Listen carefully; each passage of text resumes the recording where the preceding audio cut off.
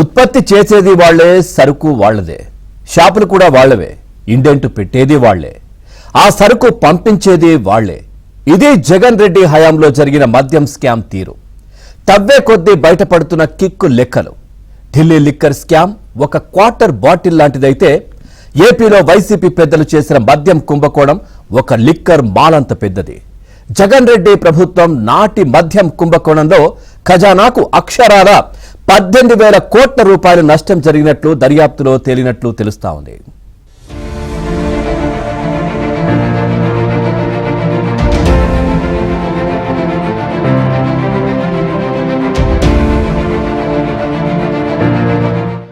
ఇప్పటిదాకా అనేక కుంభకోణాలు వెలుగు చూశాయి. ఎన్నెన్నో స్కామ్లు బయటపడ్డాయి. కానీ స్కామ్లకు మించిన scam, mother of all scams Jagan హయాంలోనే జరిగింది. అది మద్యం కుంభకోణం. వైసీపీ పెద్దలు నడిపించిన స్కామ్లో అనేక పాత్రలు, పాత్రధారులు. సిట్ విచారణలో భాగంగా అందులో కొందరు నోరు తెరుస్తున్నారు. మద్యం షాపుల్లో ఆర్డర్లు పెట్టినట్లు చెబుతున్న కంప్యూటర్ల నుంచి ఏపీ బేవరేజెస్ కార్పొరేషన్లో సీజ్ చేసిన కంప్యూటర్లు, హార్డ్ డిస్కుల వరకు అన్నింటినీ ల్యాబ్కు పంపి నివేదిక తెప్పించుకున్న సిట్ అనేక సంచలన అంశాలను గుర్తించింది.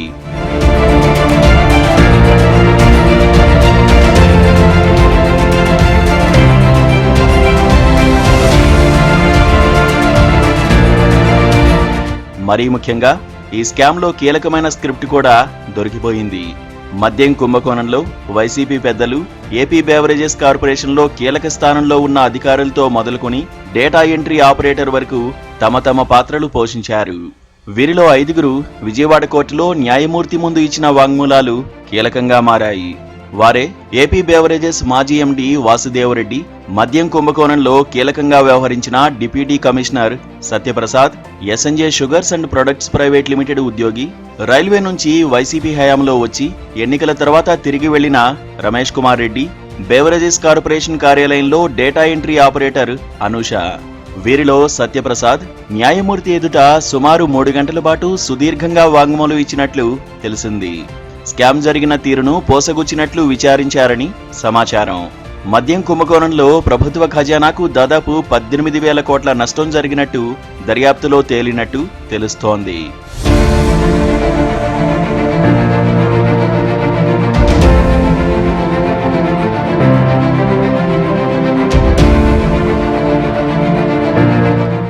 జగన్ వచ్చిరాగానే మద్యం పాలసీ మార్చేశారు.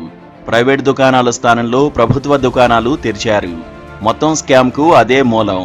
సాధారణంగా షాప్ సూపర్వైజర్ తమకు కావాల్సిన సరుకేది, ఎంత అన్నది ఆన్లైన్లో డిపో మేనేజర్ను అడగాలి. కానీ ఇక్కడ సూపర్వైజర్ పాత్రను సేల్స్కు మాత్రమే పరిమితం చేశారు. ఇండెంట్ పెట్టడం అనే దశను పూర్తిగా ఎత్తేశారు. తమ సొంత బ్రాండ్లు, తమకు కమిషన్ ఇచ్చేందుకు అంగీకరించిన బ్రాండ్లను మాత్రమే దుకాణాలకు పంపించేవారు. ఈరోజు ఫలానా సరుకు అమ్మాలి అంటూ ఎప్పటికప్పుడు జాబితా పంపించేవారు. దాని ప్రకారమే సేల్స్ నడిచేవి.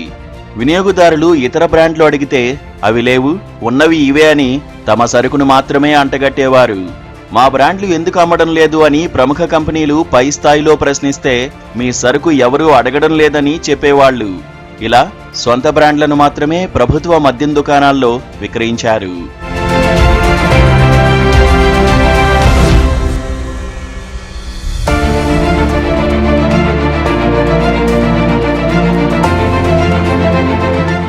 ఏపీ వ్యాప్తంగా ఏ బ్రాండ్ మద్యం ఎంత అమ్ముడైందనే వివరాలు డేటా ఎంట్రీ ఆపరేటర్ అనూష ద్వారా రాజు కసిరెడ్డి కార్యాలయానికి చేరేవి. దాని ఆధారంగా ఎవరి నుంచి ఎంత కమిషన్ వసూలు చేయాలో లెక్కలు సిద్ధం చేసేవాళ్లు. ప్రభుత్వం నుంచి పేమెంట్ జరగగానే కంపెనీలు కమిషన్ను చెల్లించేవి. ఫలానా రోజు ఫలానా చోటికి రండి, అక్కడ మిమ్మల్ని కలిసే వ్యక్తికి కమిషన్ ఇచ్చి వెళ్ళండి అని చెప్పగానే అత్యంత నాటకీయంగా కమిషన్ల చెల్లింపులు జరిగేవి. దీనిపై గతంలోనే ఆంధ్రజ్యోతి సవివరంగా కథనం ప్రచురించింది. ప్రభుత్వ ఆధ్వర్యంలో మద్యం విక్రయించాలనే పాలసీ తెచ్చిందే ఈ స్కామ్ కోసం. అదే ప్రైవేటు మద్యం దుకాణాలు ఉంటే ఇది జరగదు. దుకాణదారు తమకు ఏ సరుకు కావాలో ఇండెంట్ పెడతాడు, డబ్బులు కడతాడు, సరుకు తెచ్చుకుని అమ్ముకుంటాడు. ఇక్కడ కమిషన్ ప్రస్తావనే లేదు. జగన్ పాలసీలో జరిగింది దీనికి పూర్తిగా భిన్నం. అసలు ధర 1000 రూపాయలైతే వీళ్లు నిర్ణయించిన ధర 1200 రూపాయలు. తమకు కావాల్సిన సరుకును విక్రయించడం, ఆ తర్వాత ఆ కంపెనీలకు బిల్లులు చెల్లించడం, అదనంగా నిర్ణయించిన ధరను కమిషన్ రూపంలో పుచ్చుకోవడం.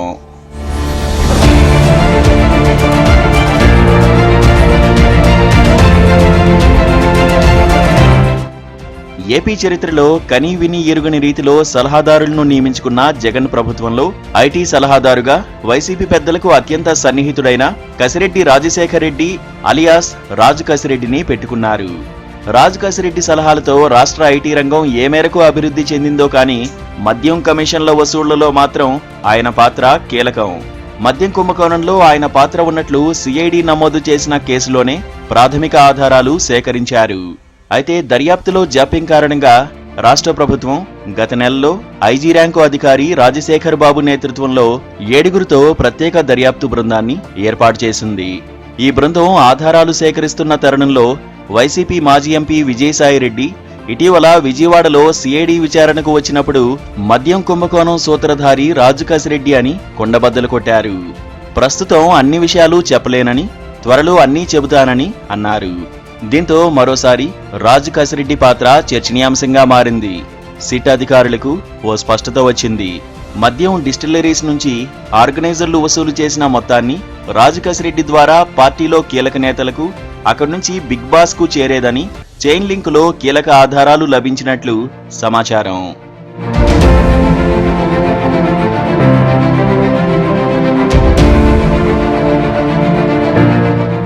లేలా మద్యం కంపెనీ యాజమాన్యాన్ని రాజు కసిరెడ్డి బెదిరించి ఆ కంపెనీని లాక్కున్నట్లు సిఐడికి ఫిర్యాదు అందింది. వైసీపీ అధికారంలోకి వచ్చిన మొదట్లో లీలా కంపెనీ అనుకూలంగానే ఉంది. ఎస్ఎన్జే ఉద్యోగి ఒకరు లీలాలో డైరెక్టర్గా చేరారు. కొంతకాలానికి బెదిరించి మొత్తం లాగేసుకుని ఆ బ్రాండ్లు కూడా వైసీపీ పెద్దలు విక్రయించుకున్నట్లు ఫిర్యాదులో యజమాని పేర్కొన్నారు. ఈ వ్యవహారం పైన దర్యాప్తు అధికారులు కూపీలాగుతున్నారు.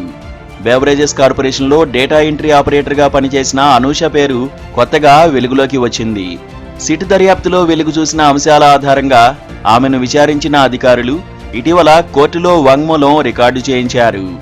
ఎంత పెద్ద భవనం తలుపులు తెరవాలన్నా చిన్న తాళం చెవి కావాల్సిందే.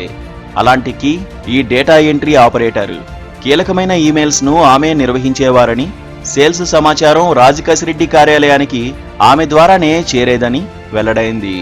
నిబంధనల ప్రకారం మద్యం షాపుల్లో పనిచేసే సూపర్వైజర్లు ఏ రకమైన లిక్కర్ కావాలో ఇండెంట్ పెడతారు.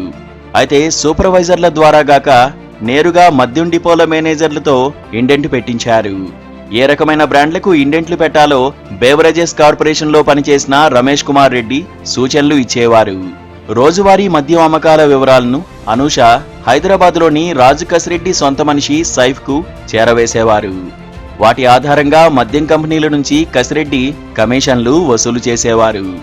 6 నెలల క్రితం పదవి విరమణ చేసిన సీనియర్ ఐఏఎస్ అధికారి ఆమెను ఏరికోరి ఆ పోస్టులో నియమించారనే విషయం కూడా బయటపడింది.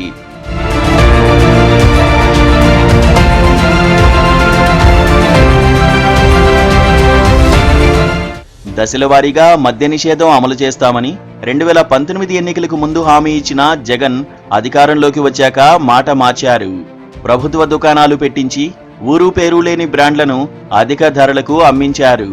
ఇప్పటి వరకు సిఐడి, సిట్ సేకరించిన ఆధారాల్లో విస్తుపోయే అంశాలు ఉన్నట్టు తెలుస్తోంది. గత 5 ఏళ్లలో మద్యంలో ఏపీ ప్రభుత్వ ఖజానాకు 18,000 కోట్ల వరకు నష్టం వాటిల్లినట్లు దర్యాప్తులో తేలింది. ఈ కుంభకోణంలో దిగువ, మధ్యస్థాయి వైసీపీ నేతలు, అధికారులకు 4,000 కోట్ల కమిషన్లు వెళ్లగా డిస్టిలరీలకు మరో 4,000 కోట్ల దాకా వాటా ఉన్నట్టు తెలుస్తోంది. మిగిలిన 10,000 కోట్లు ఎక్కడికి వెళ్లిందన్నది పెద్ద పజిల్. ఈ డబ్బంతా తాడేపల్లి ప్యాలెస్ కు వెళ్లినట్టు తెలుస్తోంది. కూలీలు, నిరుపేదలు తాగే చీప్ లిక్కర్ నుంచి కూడా 1,000 కోట్ల రూపాయలు కమిషన్ల రూపంలో దండుకున్నారు. తాడేపల్లి ప్యాలెస్లోని గదులను నోట్ల మూటలతో నింపినట్లు తెలుస్తోంది.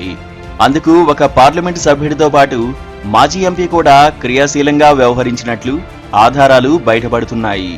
ఢిల్లీ లిక్కర్ స్కామ్ను మించి దోపిడీ జరిగినట్లు ఆధారాలు లభిస్తున్నాయి.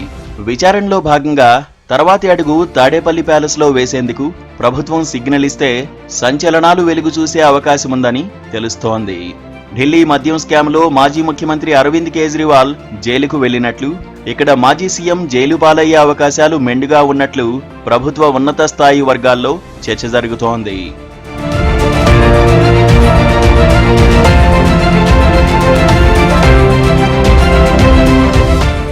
మద్యం కుంభకోణంలో ఎవరి వాటా ఎంత అన్నది సిట్ అధికారుల విచారణలో వాసుదేవరెడ్డి, సత్యప్రసాద్ వెల్లడించినట్లు తెలిసింది. వారిద్దరూ ఇచ్చిన సమాచారాన్ని విశ్లేషించుకున్న అధికారులు మరింత లోతుగా కూపీలాగ్గా ఒక సీనియర్ ఐఏఎస్ అధికారి భారీగా లబ్ధి పొందినట్లు అంచనాకు వచ్చారు. మద్యం బాటిళ్లు విక్రయించిన తర్వాత మిగిలే ఖాళీ అట్టపెట్టెల ద్వారా వచ్చిన సొమ్ములోనూ వాటా అడిగేవారని సమాచారం. సిఐడిలో 1.19 కోట్లు దుర్వినియోగం చేశారని ఒక ఐపీఎస్ పై కేసు నమోదైంది. మద్యం కుంభకోణంలో సీనియర్ ఐఏఎస్ ఎంతకు 100 రెట్లు ఎక్కువగా తీసుకుని రిటైర్ అయి వెళ్లిపోయారు అంటూ ఉన్నత స్థాయి పోలీసు వర్గాల్లో చర్చ జరుగుతోంది. ఖాళీ సీసాలు, మూతలు, వాటిపై లేబుళ్లు సైతం వదలకుండా ప్రతి దాంట్లోనూ కమిషన్లు కొట్టేసిన బాగోతం వెలుగులోకి వస్తోంది.